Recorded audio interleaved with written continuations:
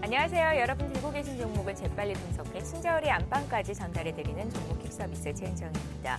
네, 미국의 한 정신건강센터 연구팀에 의하면 운전자를 가장 화나게 하는 것 1위가 바로 끼어들기 그리고 또 차선 바꾸기로 나타났다고 하는데요. 깜빡이도 켜지 않고 갑작스럽게 껴들거나 또 무리하게 차선을 바꾸는 행동 볼 때마다 순간적으로나마 머리 끝까지 화가 나곤 하는데요. 사실 매너 운전도 매너 운전이지만 운전 중에서 가장 중요한 것이 바로 이 안전과 직결된 문제잖아요. 그래서 올바른 안전 습관을 길러가는 게 중요하겠다라는 생각을 해봤습니다. 투자에 있어서도 올바른 습관 갖는 것 무엇보다도 중요하겠죠. 시청자 여러분들은 올바른 투자 습관을 가지고 계신지요? 오늘도 저희 함께 하시면서 투자 습관 길러가는데 조금이나마 도움이 되셨으면 좋겠습니다. 오늘도 역시 종목 킥 서비스를 시작하기에 앞서서 시황부터 간단히 봐드릴게요. 자, 오늘도 역시 뚜렷한 방향을 잡지 못하면서 코스피가 어제 종가 수준에서 등락하고 있습니다. 코스피는 어제보다 0.8포인트 정도 지금 현재는 하락 전환이 됐고요. 1976선에서 거래가 됩니다. 투자 주체별 매매 동향을 보면 외국인 투자자들이 닷새 만에 순매수를 하고 있고 개인이 매수 위로 지금 방향을 튼 상태이긴 하지만 지수를 위쪽으로 강하게 끌어올리기에는 다소 부담이 되는 모습이 나타나고 있고요. 업종별로도 혼조세고 또 시가총액 상위 종목군들도 움직이지 않습니다. 삼성전자 같은 경우에는 오늘도 밀리는데 때문에 전기전자 업종 가장 크게 밀리고 있는 것 같다는 생각이 들고요. 자동차 3인방이 어제 반등이 이어서 오늘도 눈에 띄는 상승세를 나타냅니다. 운송 장비 업종 강하고 금융증권주도 오늘은 빨간불을 켜고 있는 상태입니다. 코스닥 지수는 소폭 오르면서 나흘 만에 반등인데요. 508선에서 거래가 되고 있습니다. 자, 종목 퀵 서비스는 오늘도 역시 시청자 여러분들을 위해서 활짝 열려 있습니다. 두 가지 참여 방법 말씀드릴게요. 무료 문자 이용하실 수 있습니다. 013-3366-0110번 통해서 신청하시면 되겠고요. 문자 보내는 거 좀 힘들다 하시는 분들 바로 전화도 주실 수 있거든요. 지역번호 02 누르시고 3153-2610번 통해서 문의 주시면 되겠습니다. 자, 그럼 오늘 종목 퀵 서비스를 함께 열어주실 두 분의 전문가부터 소개를 해드립니다. YG인베스트의 심기현 대표 나오셨고요. 우진 투자 컨설팅 이성규 팀장 자리하셨습니다. 안녕하세요. 안녕하십니까. 안녕하십니까. 예. 예, 오늘도 역시 종목 퀵 서비스에 적용이 되는 게임의 룰부터 설명을 해드립니다. 종목 상담은 한 종목당 100초의 시간이 주어지는데요. 보다 많은 종목을 상담해 드리기 위해서 저희가 시간 제한을 두고 있습니다. 30초가 남았을 때 초시계 소리 들리게 되니까 전문가님들은 참고하시면 되겠고요. 또 이렇게 상담받으시고 고맙다 하시는 분들 별점제 시행하고 있는 거 알고 계시죠? 무료 문자 번호로 전문가 이름 적으시고 별표 모양 많이 보내주십시오. 전문가들 1월의 별점왕은 과연 어떤 분이 되실지 저희가 집계를 잘 하고 있습니다. 자, 이렇게 참여해주신 분들께 저희가 전시회 티켓 보내드리고 있잖아요. 방구인 파리 전시회 티켓 2장씩 드리고 있는데요.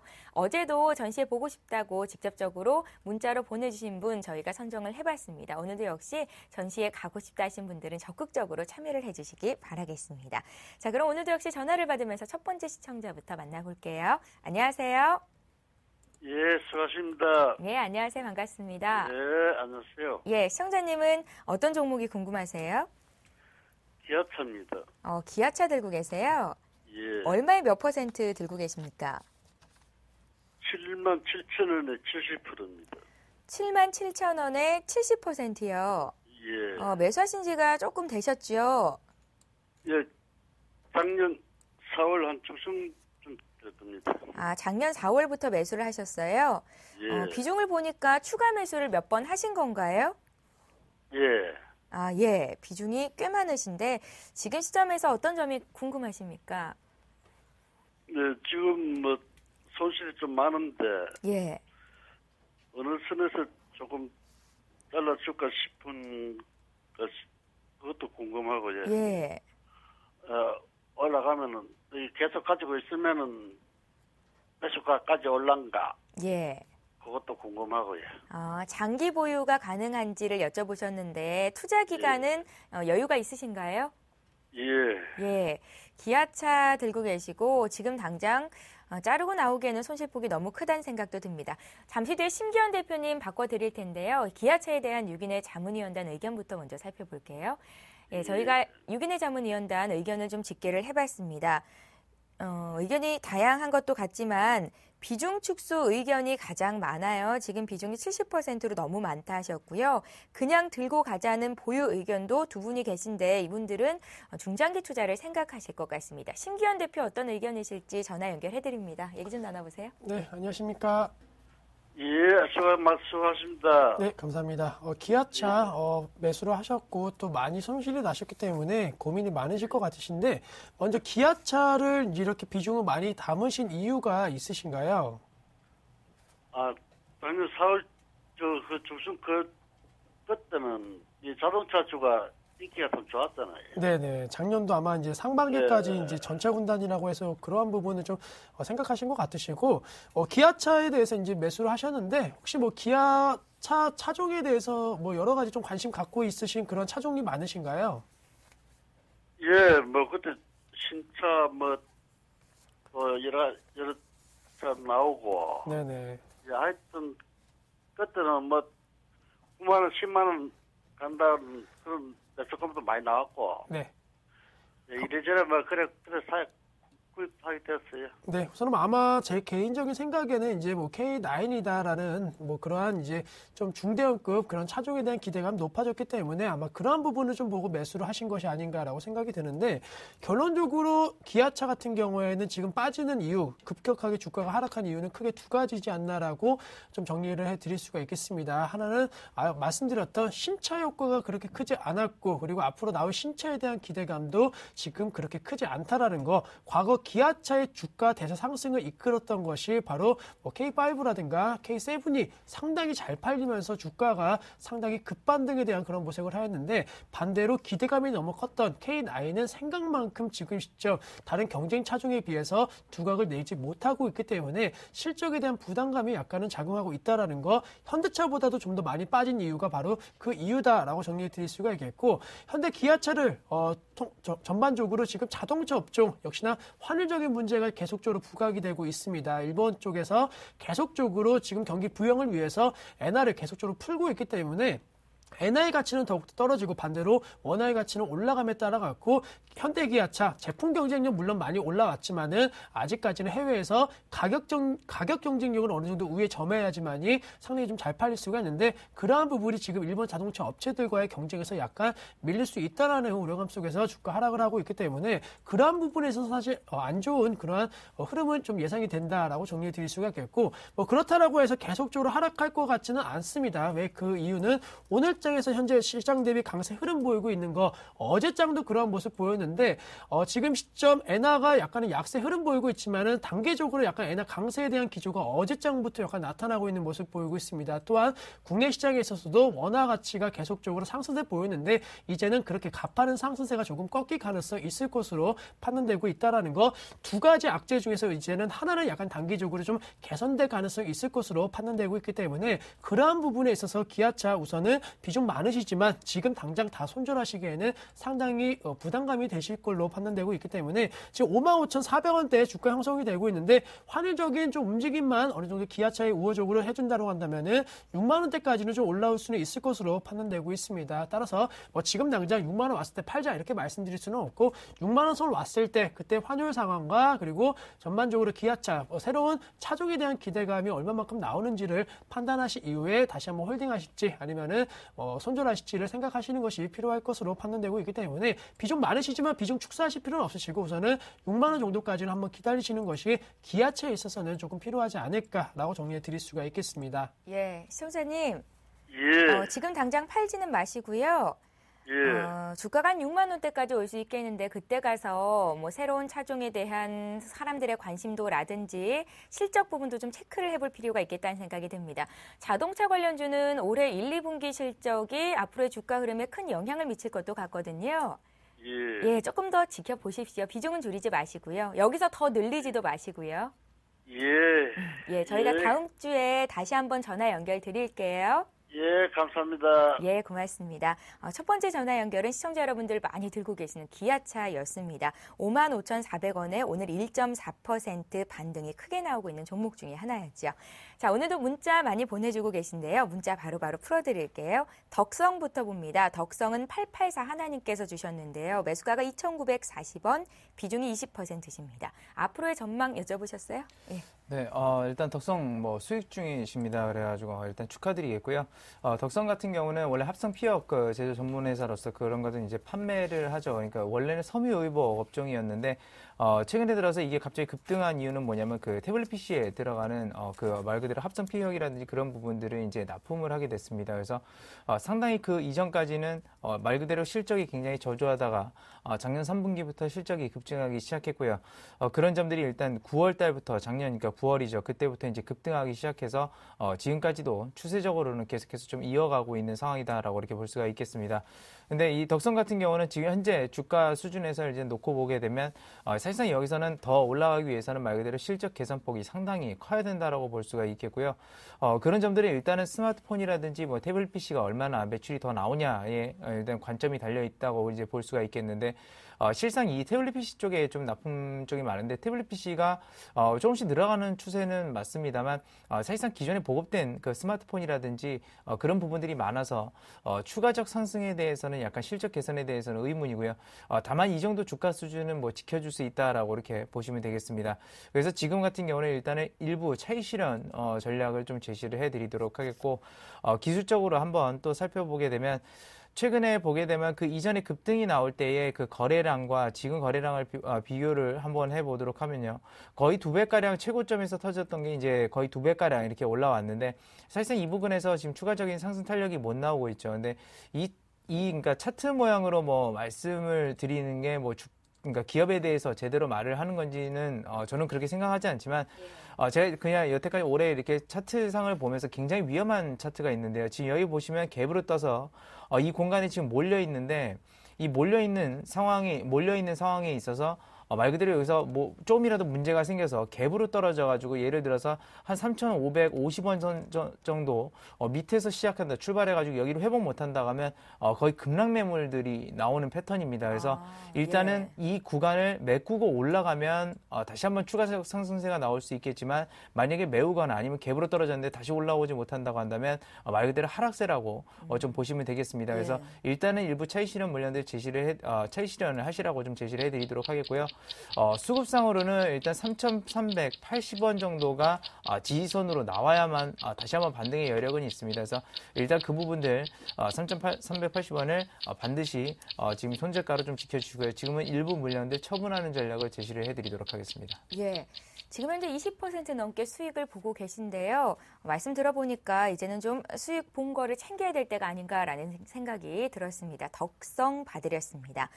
이번에 볼 종목 역시 오늘장 급등하고 있는 종목 중에 하나인데요. 이 종목이 급등이고 좀 전에 거는 하락이었죠. 크로바 하이텍입니다. 크로바 하이텍 오늘 13%나 급등 나오는데 호재성 뉴스가 있었던 것 같습니다. 6,870원에 6,807원에 30%. 앞으로의 전망 알고 싶다고 하시는데요. 오늘 따라 붙으셨을까요?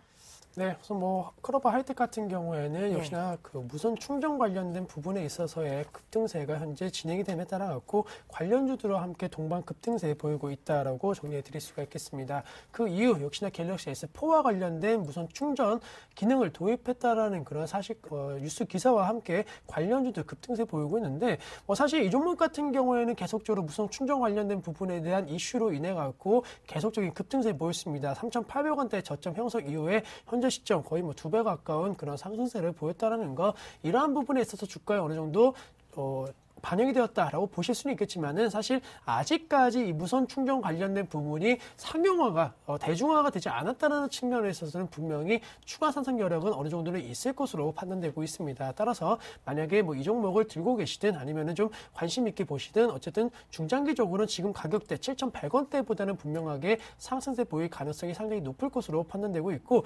아직까지는 이 무선 충전에 대한 편리성을 얼마만큼 몸소 느끼지는 못하고 있지만은 막상 상용화가 되고 현실화가 된다라고 한다면은 그 편리성에 있어서는 더욱더 어느 정도 기대감이 높아질 수 있을 것으로 판단되고 있습니다. 따라서 제 개인적으로는 이번 분기, 1분기까지는 충분히 주가 상승 여력은 있을 것으로 판단된다라는 거. 지금 7,100원대 주가 형성이 되고 있지만은 8,000원대 이상까지도 분명하게 올라갈 수 있다라는 거. 7,300원대 고점만 뚫어준다라고 한다면은 충분히 무난할 수 있을 것으로 판단되고 있습니다. 따라서 이 종목에 대해서는 들고 계시면 홀딩 전략, 그리고 만약에 사고 싶으시다라고 한다면은 약간은 매수 관점 대응 전략도 충분히 유효할 수 있을 것으로 판단되고 있기 때문에 지금 코스닥 시장을 비롯한 전체적으로 시장이 약간은 약세 흐름, 조정 양상 보이고 있습니다. 그만큼 이슈가 없기 때문에 이슈와 그리고 수급이 집중되고 있는 종목 쪽으로 투자 심리는 더욱더 살아날 수 있다는 점을 고려하신다라고 한다면은 지금도 충분히 주가 상승에 대한 기대감이 커질 수 있는 종목이 아닌가라고 정리해 드릴 수가 있겠습니다. 예, 크로바이텍 신기현 대표께서 굉장히 긍정적으로 보십니다. 주가가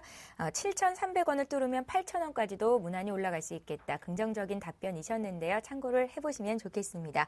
자, 크로바 하이텍에 이어서 이번에 CJ 봐드릴게요. CJ가 주가가 계속해서 잘 올라갔다가 어제장에서 4% 정도 좀 급락이 나왔었죠. CJ를 129,500원에 지금 거래되고 있는 가격, 그 가격일 것 같습니다. 10%를 갖고 계시다고 하는데요. 목표가와 손절가 궁금하시다고요. 3832님께서.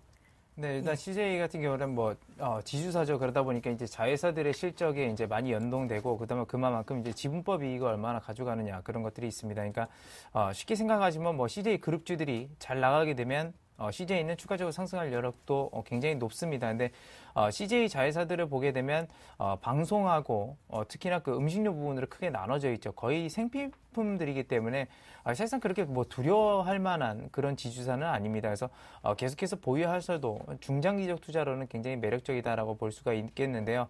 근데 CJ가 지금 이제 문제점이라고 할 수 있는 거는 뭐냐면 이번에 차기 정권에 대해서 수혜주의이기도 하지만 문제는 그겁니다. 이게 주가가 CJ가 지금 싸냐 비싸냐 이제 그거를 따져봐야 되는데, 일반적으로 지주사들은 성장 모멘텀이라는 게 없죠. 자산 가치로만 이제 가는데, 자산 가치 수준으로 물론 자회사들의 실적이 엄청나게 늘었다고 하지만 이미 그 수준은 어느 정도 도달한 상태여서 약간은 추세적 상승에 대해서는 의문이다라고 이렇게 볼 수가 있겠습니다. 물론 최근에 어제 같은 경우 좀 급락세가 나왔기 때문에 그런 것들에 대한 기술적 반등이라든지 단기적으로 올라갈 수가 있겠지만, 역사적으로 이 지주사들 같은 경우는 한 1.2배수 정도 되면 그러니까 PBR 기준으로 1.2배수 정도 되면 고평가기 때문에 그런 부분들이 우려가 된다라는 점이고요. 그렇기 때문에 어느 정도 여기서는 조정 구간을 거쳐야 되지 않나 그렇게 생각합니다. 그래서 중요한 것은 어제 음봉이 나오면서 그 전날 양봉과 이게 합쳐보면 무슨 패턴이냐면 십자형 패턴이 나왔던 거죠. 십자형 패턴이라는 거는 말 그대로 반전 패턴이기 때문에 여기서 말 그대로 14만 3천 원 선 다시 돌파하지 못하게 된다면 추가적으로 더 내려갈 수 있다는 거 말씀드리겠고요. 손절가는 일단 추세 지키는 선에서만 이제 파악해서 12만 5천 원 선으로 제안을 해드리고, 목표 주가는 13만 3천 원 선 돌파 확인하시기 바라겠습니다. 예. 알겠습니다. CJ 봐드렸습니다. 이번에 이수 페타시스를 볼 텐데요. 이 종목을 문자로도 전화로도 문의를 하셨군요. 많은 분들께서 궁금해하신 것 같습니다. 이수페타시스 전화로 먼저 들어왔으니까 이분 가격대 맞춰서 봐드릴게요. 이수페타시스를 5,180원에 20%를 들고 계신데요. 매수가까지 기다려도 괜찮을지 아니면 지금이라도 손절을 해야 될지를 여쭤보셨고요. 문자를 통해서 사신 분은 4,000원대 매수가 됐거든요. 이분도 역시 소개는 해드릴게요. 850 하나님께서는 4,675원에 20% 사셨습니다. 봐주십시오. 네, 우선은 이 종목 같은 경우에는 경쟁력 관련된 부분, CP12 관련된 통신 장비 부분에 있어서는 약간 경쟁력이 어느 정도 확보된 기업이다라고 정리해 드릴 수가 있겠고, 작년도 연말부터 좀 그래도 투자 심리가 좀 살아났던 이유가 있습니다. 바로 자사주 처분과 관련된 부분에 있어서 주주들의 그런 가치를 조금은 높일 수 있다라는 그러한 노력이 어느 정도 나왔다라는 것이 주가의 상승 원동력이 되었지만은 전체적으로 봤을 때는 지금 시점 주가의 큰 폭의 상승세를 기대하기는 조금 어렵지 않을까라고 정리해 드리는 게, 최근에 총신장비 관련주 중심으로 해서 장초가 좀 빠르게 상승 탄력도 나오고 있는 종목군들이 있지만은 그 종목을 봤을 때에는 분명하게 이유가 있는 종목군이다라고 정리해 드릴 수가 있겠습니다. 따라서 같은 통신장비 관련된 그런 업종과 테마를 할지언정 각 종목 모멘텀에 따라 갖고 주가가 급등세를 보이냐 아니면 하락을 하느냐가 중요하게 갈림길에 서 있는데, 이수페타시스 같은 경우에는 제가 봤을 땐 크게 지금 허지승 재료가 작용할 만한 사항은 없다라는 거, 차라리 이 종목을 어느 정도 약간은 매도하신 다음에 다른 업종과 종목 쪽으로 갈아타시는 전략을 말씀을 드리겠고, 지금 내수 관련주에 대한 관심도가 상당히 높아지고 있는 것이 사실입니다. 아무래도 환율적인 측면이라든가 그리고 미국과 그리고 유럽 쪽에 대한 경기가 아직까지는 확인이 되지 않는 상황에서 국내 내수 확실하게 지금 어느 정도 성장성을 보이거나 실적 개선 모멘텀이 나오고 있는 종목 쪽으로 주가가 좀 급반등에 대한 모색을 하고 있기 때문에 차라리 이 종목은 정리하시고 그런 업종과 종목 쪽으로 지금이라도 갈아타시는 것이 수익률적인 측면에 있어서 좀 더 낫지 않을까라고 정리해 드릴 수가 있겠습니다. 예, 이수페타시스 봤고요. 이번에 건설주 중에서 GS건설 볼 텐데요. 어제 건설주들이 들썩여서 이제 바닥을 좀 다지나 싶었는데 오늘 조금 더 빠지네요. GS건설 81,000원에 20%. 물타기는 언제쯤 하면 좋겠습니까? 추가 매수 고려하고 계신 것 같습니다. 너무나 높은 가격대 사셔서요. 0484님께서 주셨는데요. 이성기 팀장님은 지금 시점 추가 매수 괜찮습니까? 지금 그러니까 GS건설에 대해서는 추가 매수를 하시기는 아니다라고 이렇게 보고 있습니다. 물론 예. 주가가 많이 내려왔고 밸류에이션 매력이 있다라고 봐서 사실 GS건설을 매수할 수도 있겠는데 물론 미국 부동산 시장도 굉장히 좋고 전반적 그 경기 여건들이 좋습니다. 근데 일단은 첫 번째로 중요한 것은 GS건설 같은 경우는 에너지 그러니까 플랜트 이쪽으로 수주를 많이 하고 있는 그런 측면들이 있죠. 그러니까 일반 건설과는 좀 틀리고 말 그대로 뭐 유가에 대한 그러니까 원유에 대한 수요라든지 아니면 에너지에 대한 수요가 많을 때 말 그대로 GS건설이 그런 것들을 건설을 많이 해서 수익금을 많이 남기게 될 겁니다. 그런 점들이 최근에 어느 정도 그 47,000원까지 내려갔을 때 지금 한 6만 원 선까지 단기간에 도달하면서 어느 정도 상승세를 보였고요. 그리고 지금 같은 경우는 그거에 대한 뭐 조정세다라고 이렇게 볼 수가 있겠는데 뭐 일반적인 그거는 건설주들의 이제 얘기가 될 수 있겠죠. 근데 GS건설에 있어서 한 가지 조금 의문이 되는 건 뭐냐면 그 이전에 여러 그 뭐 수처리 기업이라든지 이런 것들을 많이 인수를 했습니다. 많이 인수를 했고 많은 실적 개선이 될 것이다라고 했지만 실제로 실적이 개선이 안 됐죠. 그리고 GS건설의 주가가 그렇게 싸다 하는데 사실 그렇습니다. GS건설의 주가가 정말 싼 거라면 그렇죠. 이제 가치 평가라는 게 뭐 개인마다 기준이 틀리니까요. 예. 주가가 정말 싸다면 차라리 그런 것들을 인수하지 않고 보통 일반적으로 자사주를 매입하는 경향이 있습니다. 근데 자사주를 매입하지 않고 인수를 한다는 건 뭐냐면 둘 중 하나죠. 돈이 넘쳐난다거나 아니면 자회사 가치가 자기 회사의 가치가 높다라거나 아직도 그런 것들인데 저는 첫 번째로 역시나 보고 있습니다. 그러니까 돈은 많이 없습니다. 그러니까 그런 부분들 봐서는 아직까지는 바닥 국면은 아니다라고 이렇게 보고 있고요. 추가 매수보다는 일단 보유 국면이고 일단은 단기적으로는 51,000원 선 정도 손절가를 좀 제시를 해드리겠고요. 역시나 단기적 목표가는 6만 원 선 제시를 해드리도록 하겠습니다. 예, 손절가 왔다고 해서 팔지 못할 것 같기도 한데요. 주가는 더 빠질 수 있겠다. 그러니까 지금 추가 매수는 아니라는 말씀은 꼭 기억을 하셨으면 좋겠습니다. GS건설 봤습니다. 이번에는 STI 볼 텐데요. 이 종목 역시 전화를 통해서 봐달라고 문의가 들어왔습니다. 3,005원에 40% 목표가 알고 싶습니다 하시는데요. STI는 2,545원이 거래되고 있는 가격대고요.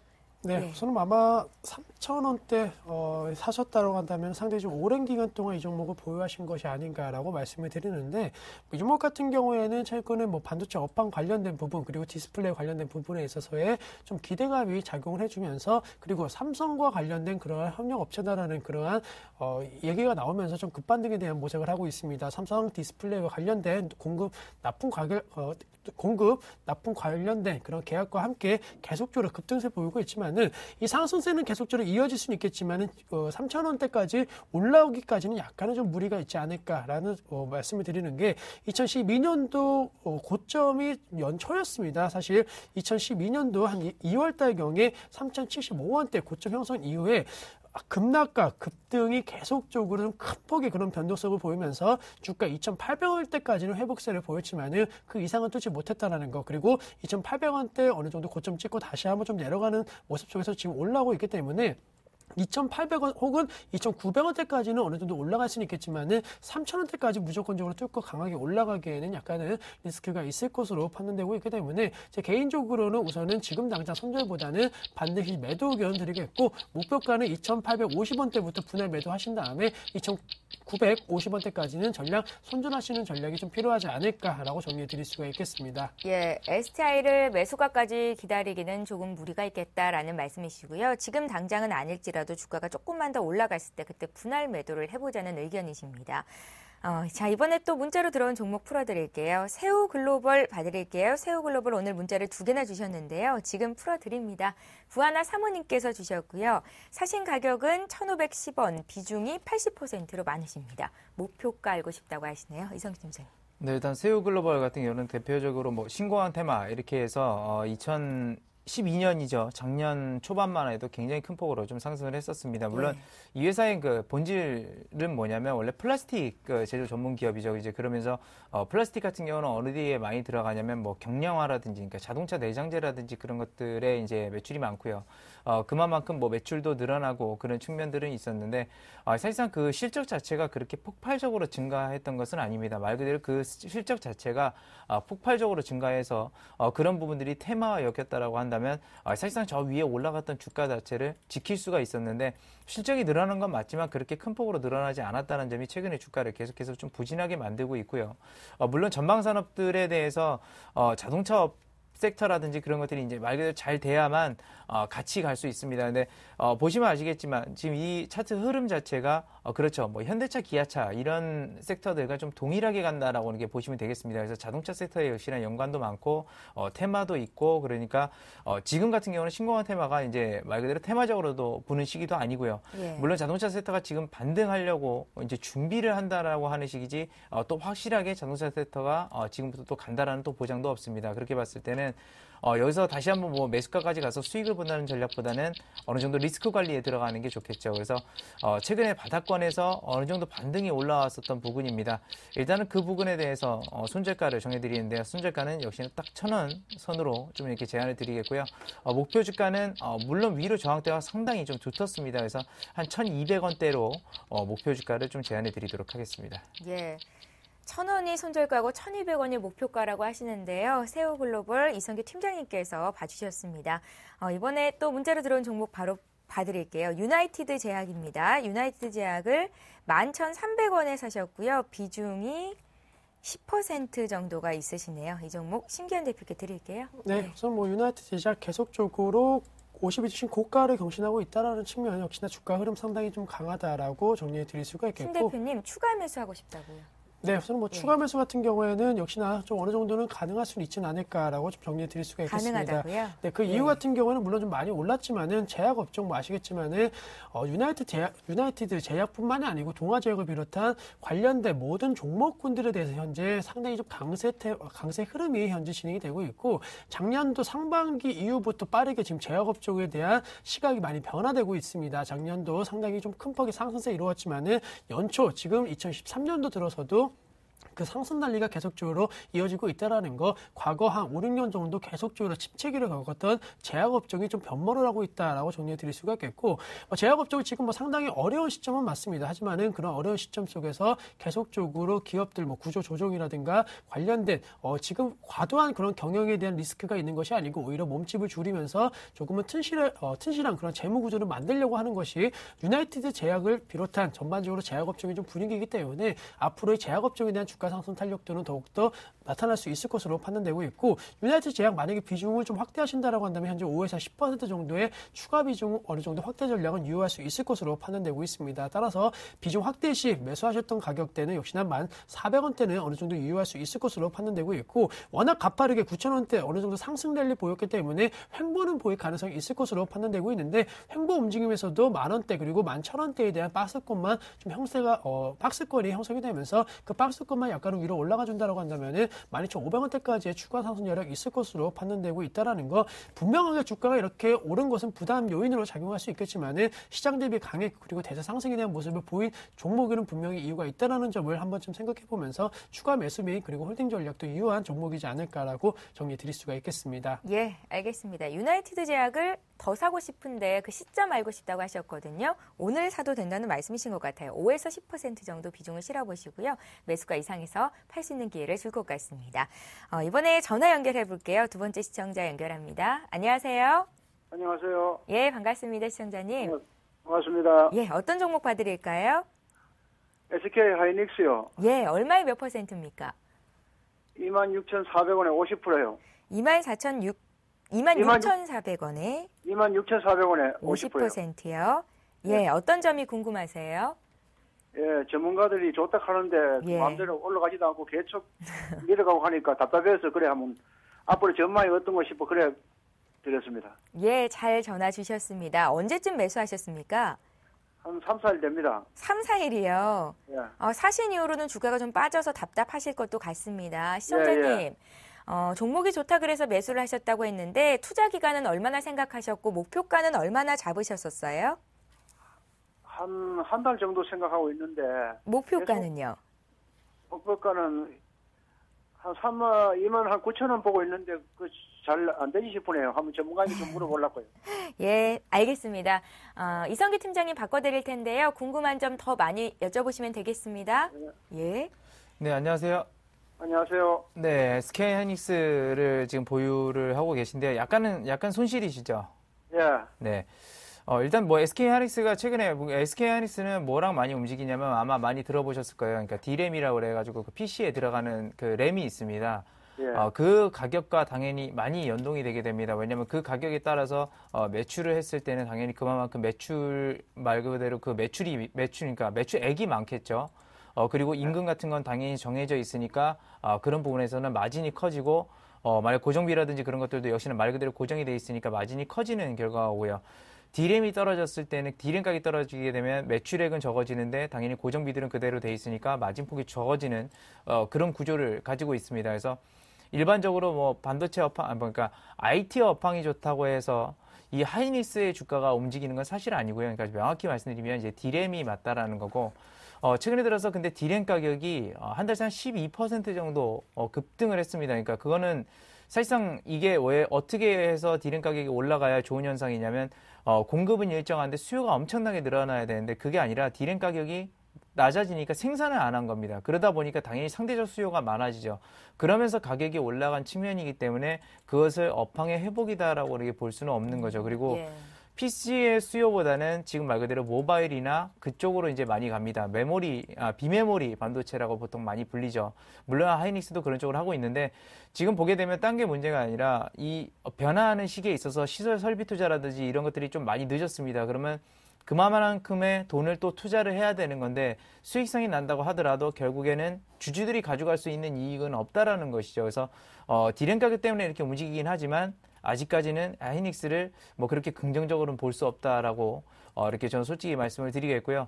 그래서 일단 단기적으로 매수가 정도에 오신다고 한다면 단기 목표 주가는 한 27,000원 정도 제시를 해드리겠고 손절가는 지금 추세상에서만 좀 말씀드리면서 25,500원 선 짧게 일단 대응하시고 그런 제가 말씀드렸던 포인트들을 다시 한번 확인하시고 수요 측면이 많아지는 D램 가격이 올라간다거나 아니면 설비 투자가 완벽히 끝났을 때 매출이 폭발적으로 나올 때 그때 들어가셔도 늦지 않다라는 거 그 점을 우선적으로 좀 말씀드리겠습니다. 예, 시청자님. 예. 도움이 좀 알겠습니다. 되셨습니까? 예. 예, 저희가 다음 주에 또 한 번 전화 연결할 겁니다. 그때도 들고 계시다면 추가적인 질문 하셔도 되니까요. 한 주간 잘 버티십시오. 예, 알겠습니다. 예, 고맙습니다. SK 하이닉스 전화 연결해봤고요. 이번에 하나마이크론 볼 텐데요. 저희가 앞서서 유나이티드 제약을 봐드렸었는데 유나이티드 제약을 제가 11,300원이라고 했었죠. 다시 한번 문자를 주셨는데 1,300원에 사셨다고요. 그러니까 지금 자리가 오히려 더 좋은 추가 매수 자리가 될 것 같다는 생각이 듭니다. 이번에 볼 종목은 하나마이크론인데요. 7,600원에 20%. 전 고점에서 매도를 못했는데 앞으로는 어떻게 대응하면 좋겠습니까 하셨어요? 네, 우선은 뭐 전체적으로 하나마이크론 같은 경우에는 반도체 후공정 관련된 그런 업체들에 대한 기대감이 그렇게 높지는 않다라고 정리해 드릴 수가 있겠습니다. 뭐 대표적으로 관련주라고 할 수 있는 STS 반도체 같은 경우에도 주가가 계속적으로 좀 바닥권에서 어느 정도 머물고 있는 모습 보이고 있다라는 거. 하나마이크론 역시나 약간 그러한 흐름과 좀 비슷하게 움직이고 있기 때문에 아직까지는 이 업황에 대한 전체적인 기대감이 그렇게 크지 않다라는 측면은 한 번쯤은 생각해 보셔야 된다라고 정리해 드릴 수가 있겠고, 뭐 반도체 업황 같은 관련된 부분에 있어서 지금 좀 어느 정도 바닥권을 다지고 있는 것이 아니냐는 기대감 나오고 있습니다. 하지만은 그러한 기대감이 작용한다라고 한다면은 뭐 전체적으로 대표 관련주라고 할 수 있는 SK 하이닉스 쪽 쪽으로 먼저 투자 심리가 살아날 가능성 높을 것으로 판단되고 있다라는 거. 최근에 SK 하이닉스가 좀 주가가 잘 올라가고 있다는 측면을 봤을 때는 역시나 먼저 이러한 관련주들이 오르고 그리고 그 뒤따라서 다른 그 중소형 사들이 좀 올라갈 가능성이 있을 것으로 판단되고 있기 때문에 이 종목에 대해서는 제 개인적으로 약간은 좀 파시는 전략이 맞지 않을까라고 정리해드리면서 굳이 반도체 관련된 부분에 있어서 투자를 하신다라고 한다면은 SK 하이닉스 쪽으로 약간 갈아타시는 전략 말씀을 드리겠고, 또 한 가지 IT 부품과 관련된 부분 전반적으로 다시 한번 좀 쉬는 그런 디스플레이 관련주에 대한 기대가 높아질 때 그때 이 종목에 대해서 다시 한번 관심을 갖든 아니면 다른 관련주로 접근하시든 그때 다시 한번 재차적으로 좀 관심을 갖자. 지금은 IT 부품 관련된 전반적으로 업종과 종목에 있어서는 크게 지금 모멘텀이 작용하지는 않을 것으로 판단된다라고 정리해 드릴 수가 있겠습니다. 예, 그러니까 하나마이크로는 손절을 얘기하시는 건가요? 네, 비중 축소하시고 예. 계속적으로 좀 갈아타시는 전략 말씀드리도록 하겠습니다. 예, 알겠습니다. 자, 한세 예스24 홀딩스 봐드릴게요. 이 종목 사신 가격이 6,637원, 비중 15%십니다. 2813님께서 주셨고요. 네. 예.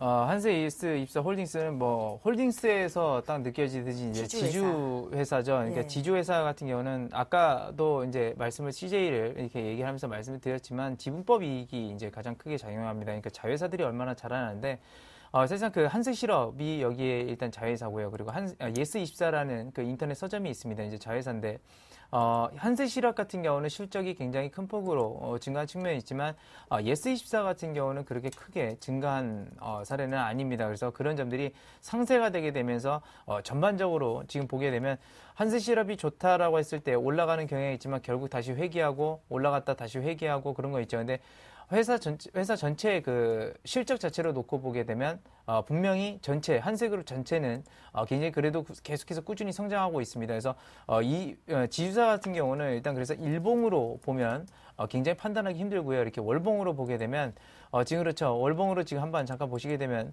2011년도서부터 급등하기 시작하면서 물론 등락은 굉장히 큰 폭으로 지금 나오고 있습니다. 하지만 추세상으로는 계속해서 우상향을 그리고 있다라는 점이 이 한세 예스24 홀딩스의 긍정적인 측면이다라고 볼 수가 있겠고요. 예. 앞서서 말씀드렸던 것처럼 분명히 실적은 증가를 하고 있습니다. 근데 너무 조급하게 생각하시면 안 됩니다. 지주사들 같은 경우는요. 그러니까 그런 점들 좀 상기하시면서 이 추세만 지킨다는 관점에서 좀 말씀을 드리겠고요. 그래서 손절가는 지주사 개념이기 때문에 일단 6,000원 선 손절가로 좀 제시를 해드리겠고, 위에 고점 자체가 변곡점이 발생할 수가 있어서 단기적 저항대 같은 경우는 일단 7,300원 선, 400원 선 정도로 제시를 해드릴 테니까 이 점 좀 참고하시면서 대응하시기 바라겠습니다. 예. 수익 보고 나오실 수도 있을 것 같습니다. 목표가 손절가 잘 메모를 해두십시오. 한세 예스24 홀딩스 지주회사 봐드렸고요. 비츠로시스 볼게요. 비츠로시스를 2,500원에 사셨으니까 지금 수익권 내 계신 것 같습니다. 비츠로시스를 2,500원에 20% 들고 계신데요. 목표 깔고 싶다고 파라나 상공님께서 주셨어요. 네, 비츠로시스 최근에 좀 급등 양상이 계속적으로 좀 이어졌던 종목 중에 하나다라고 정리해 드릴 수가 있겠습니다. 뭐 주가 연일 상승 흐름 보였는데 역시나 나로와 관련된 3차 발사와 관련된 그러한 예정일이 나왔다라는 그러한 그 소식과 함께 급등세를 보였고, 최근 들어서는 오히려 좀 제로 노출했다는 그러한 우려감 속에서 하락하고 있지만은 어쨌든 3차 발사에 대한 기대감 작용해 준다라고 한다면은 주가는 약간은 상승 쪽에 어느 정도 좀 무게가 실릴 가능성이 있을 것으로 판단되고 있습니다. 뭐 전반적으로 이 3차 발사가 무조건적으로 성공한다라고 보장은 못하겠지만은 역시나 지금 3차 발사인 만큼 기대감과 그리고 전 국민적인 약간 염원이 담으면서 다시 한번 재차적으로 그 나로 3차 발사에 대한 중요성이 언급될 가능성이 있을 것으로 판단되고 있기 때문에 2,810원 현재 주가 형성이 되고 있는데 단기적으로 3,000원을 한번 터치할 가능성이 높지 않을까라고 정리해 드리면서 이 종목에 대해서 우선은 단기 목표가 3,000원 제시를 해드리겠고, 만약에 이 종목 사실 목표가보다 손주가가 더욱더 중요할 것으로 판단되고 있는데 2,600원대 만약에 이탈이 된다라고 한다면은 역시나 추세적인 하락 가능성이 상당히 높을 것으로 판단되고 있기 때문에 만약에 좀 더 리스크를 생각하신다라고 한다면 2,700원 이탈 시마다 점차적으로 비중 줄이시는 전략 필요하다라는 거, 그리고 2,600원 이탈 시에는 전략 매도하시는 전략이 필요할 것으로 판단되고 있기 때문에 목표가 3,000원 제시해드리지만 이 종목은 손주가가 더 중요한 그런 종목이지 않나라고 정리해드릴 수가 있겠습니다. 예, 비츠로시스 심기현 대표께서 2,600원, 2,700원 선을 손절가로 주셨는데요. 그 가격대도 우리 시청자께서는 수익을 보고 나오실 수 있는 가격대니까 기억을 해주셨으면 좋겠습니다. 시스 봤고요. 이어서 볼 종목은 인터엠인데요. 이 종목을 2,900원에 사셨다고요. 굉장히 오랜 기간 고생을 하고 계십니다. 비중도 70%로 적지 않으신데요. 언제가 되면 그 가격까지 갈 수 있는지를 물어보셨어요. 2725님께서요. 네, 일단 네. 인터엠 같은 경우는 뭐 자산 가치로 지금 이렇게 보게 되면 상당히 뭐 싼 종목입니다. 근데 말 그대로 수익성 자체가 그렇게 크게 높게 올라오지는 않은 상태이기 때문에 뭐 일시적인 어떤 테마라든지 그런 것들을 타게 되면 큰 폭으로 주가가 올라가는 경향이 있지만 결국엔 그런 것들을 다 반납하는데요.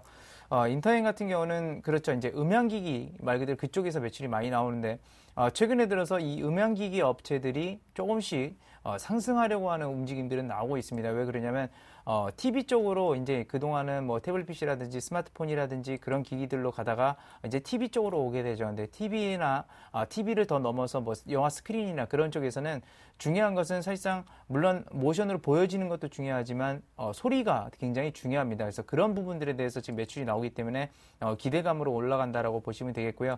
그래서 일단 인터넷 같은 경우는 보유 의견을 좀 드리도록 하겠고 최근에 어느 정도 딱 보게 되면 그렇죠. 바닥권을 다졌다라고 어떻게 보면 볼 수가 있습니다. 1,500, 한 20원대, 1,500원대가 이제 말 그대로 바닥을 다졌는데 물론 어제 같은 경우 올라가다가 물론 상승폭을 다 내려서 다시 한번 그러지 말라는 보장은 없기 때문에 일단 이 부분에 있어서는 1,700원 선 정도 선에서는 어느 정도 물량을 좀 정리하고서 다시 한번 추이를 지켜보면서 상승 추이가 진행됐을 때 그때 다시 들어가는 전략도 괜찮습니다. 그래서 일단 목표 주가 1,700원 선 그리고 손절가는 1,500원 선으로 제시를 해드리도록 하겠습니다. 예, 어렵겠지만 잘 나가면서 대응하는 게 좋겠다는 의견이십니다. 인터엠까지 하겠습니다. 실시간 종목 상담 여기서 마치고요. 이제 AS 하는 시간 갖죠. 일주 후에 시작합니다.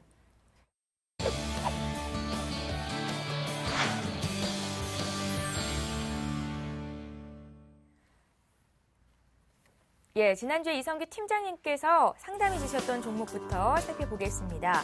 종목의 이름은 삼성카드였는데요. 매수가가 41,700원에 10%라고 하셨던 기억이 있습니다. 이성규 팀장님 의견을 잠시 좀 정리를 해보면 가격은 싼데 추가 매수는 하지 말라고 하셨던 것 같고요. 저점을 다지고 있다 하셨었습니다. 손절가 33,000원, 최대가를 41,000원 주셨었는데 이 종목을 들고 계실지 전화 연결해 볼게요. 안녕하세요. 예, 안녕하세요. 예, 반갑습니다. 시청자님 한 주간 잘 보내셨어요? 예, 예. 삼성카드 쓰고 계시다고 하셨었죠? 예, 예. 예. 삼성카드 지금 비중이 10%시잖아요. 예, 예. 계속 들고 계세요? 예. 예.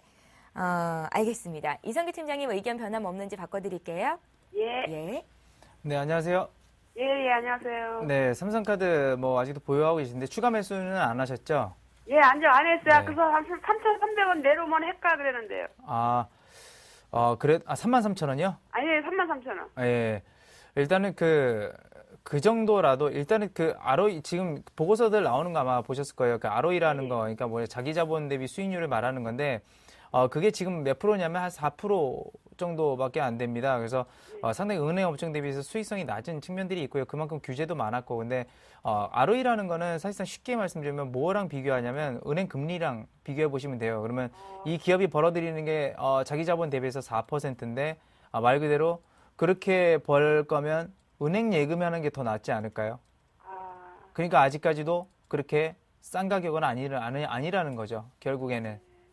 그렇기 때문에 지금도 추가 매수는 안 되고, 물론 ROE가 또 뭐 어떤 전략을 짜서 급증할 수 있거나 아니면 테마적으로나 정책적으로 뭔가 수혜가 있을 수 있지만 지금은 그런 것들이 아무것도 나온 상태가 아닙니다. 그렇기 때문에 추가적으로 하락을 한다고 하더라도 일단은 손절 개념으로 전저점을 다지는 그 부분에서 35,000원 선 손절가로 저는 제시를 해드리도록 하겠습니다. 35,000원이요? 네. 시청자님. 예, 알겠습니다. 예, 35,000원을 깨면 그때는 파셔야 됩니다. 예, 앵커님, 어저께 예. 감사해요. 어제요? 예, 경남 기업이요. 예. 저희가 더 감사해요. 7,010원에 팔았어요. 잘하셨습니다. 예. 그리고 5% 남겨놨는데 못 먹었어요. 또 다 팔을 거랬다가. 언제든지 또 연락 주십시오. 저희가 봐드릴게요. 예, 어제 감사했습니다. 예, 고맙습니다. 예, 자 이렇게 해서 일주 후에 상담까지 마쳤습니다. 오늘 함께해 주신 두 분의 전문가는 YG인베스트의 심기현 대표, 오진 투자컨설팅의 이성규 팀장이었습니다. 잘 들었습니다. 예, 이어서 오늘의 주요 뉴스를 전해드립니다.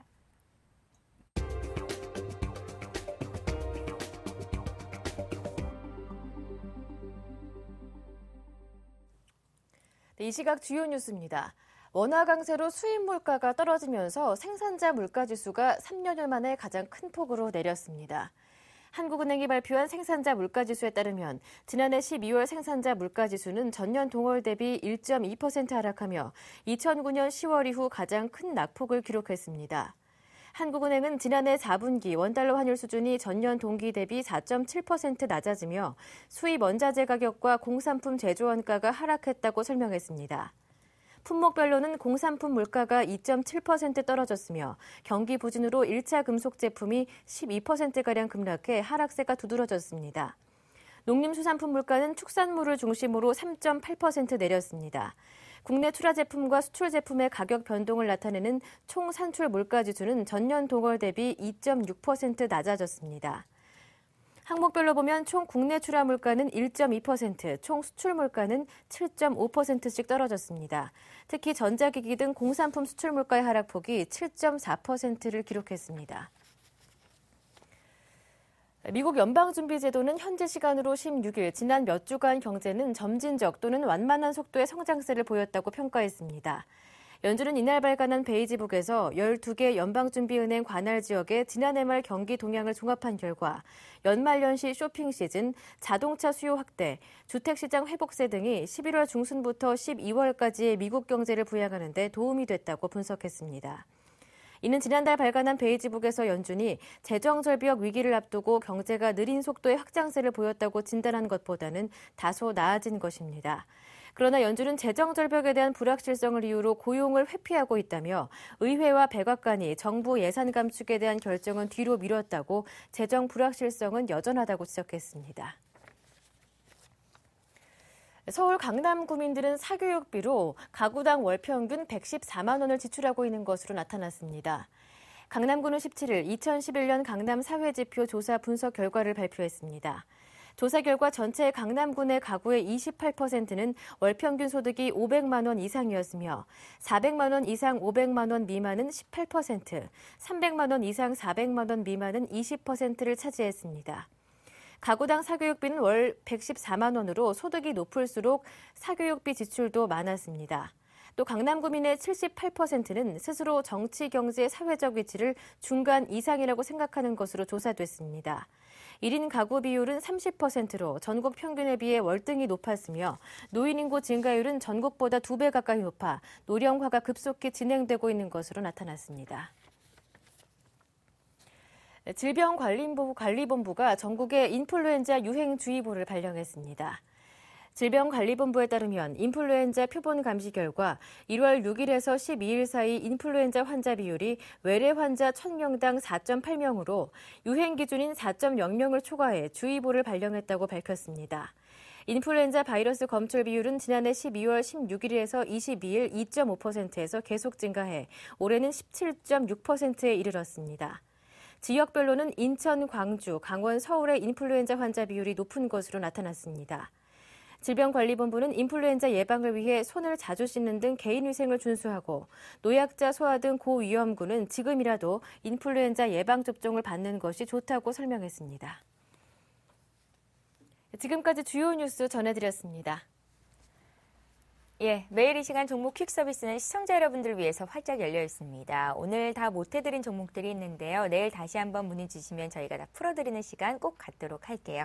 시간이 흐를수록 투자 심리가 더 위축이 되면서 코스피 코스닥 모두 하락 반전이 된 상태입니다. 수급이 좀 꼬였어요. 장중에 좀 사던 외국인들이 팔자로 돌아섰고요. 현재는 개인과 기관의 매수세가 집계가 됩니다. 시장 상황 끝까지 보시고요. 저희는 내일 이 시간에 다시 찾아뵐게요. 종목 퀵 서비스.